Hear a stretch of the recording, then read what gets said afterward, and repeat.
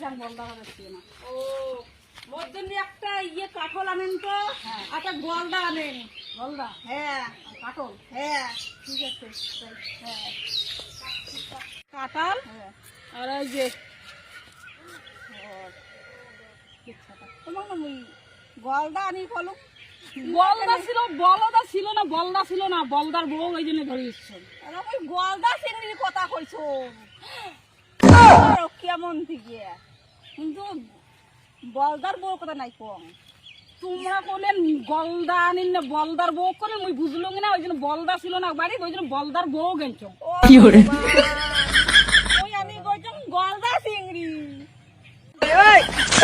ভগবান, মুই আনি কইছম গলদা চিংড়ি আর আনকে